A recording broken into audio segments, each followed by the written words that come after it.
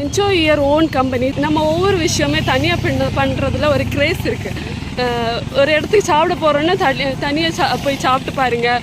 ஒரு இடத்துல ஏதாவது திங்ஸ் வாங்க போகிறீங்கன்னா தனியாக போய் பாருங்கள். அதுலேயுமே ஒரு கிரேஸ் இருக்குது. எல்லாருக்கும் யாராவது கூட வேணும், யாராவது கூட வந்தால் தான் நல்லாயிருக்கும்.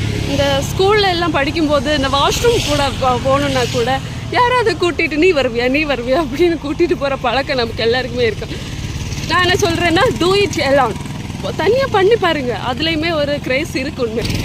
ஏன்னா நம்ம கூட யார் வேணாலும் இருக்கலாம். அவங்க என்னைக்காவது ஒரு நாள் நம்மளை விட்டுட்டு போக்குள்ள சான்ஸ் இருக்குது.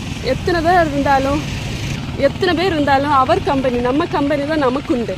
அதான் நான் என்னோடய லைஃப்பில் லேர்ன் பண்ண விஷயம். So try it for yourself. டவுனாக ஃபீல் பண்ணுறீங்களா, ஒரு பைக் எடுங்க, இல்லாட்டி ஒரு கார் எடுங்க, எடுத்துகிட்டு ஒரு ட்ரைவ் போங்களேன்.